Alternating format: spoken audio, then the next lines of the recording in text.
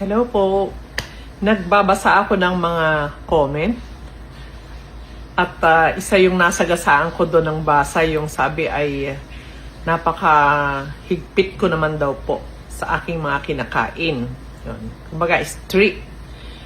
Opo, kasi kailangan ko na pong gawin yun. Kasi nga po, di ba, makatikim lang ako ngayon ng kahit konti lang na hindi talaga pwede. May mararamdaman ako. May signal na something is wrong. Yun. Kaya, hindi na po talaga. Para sadyain ko pa na ako'y mag-cheat pa ng kahit na anong kapiraso lang, minsan lang, konti lang. Hindi na po talaga pwede. Sa case ko yun. So, talagang galing po ako sa malalang sakit eh. Sana maunawaan niyo po ako. At doon sa mga katulad ko na makaka-relate sa akin, kailangan din po talaga maging stricto na tayo. Sobra.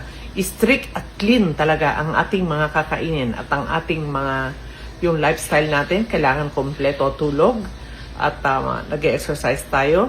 Tamang tulog, tamang exercise, tamang vitamin D, tamang stress management, yan, at tamang food.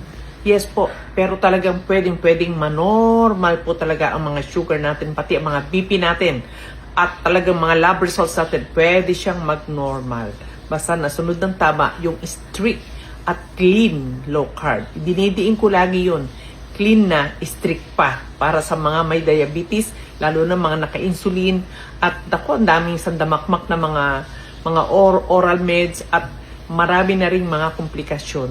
Opo, just like me. So, nasa inyo naman po yun. Meron kayong choice. Thank you.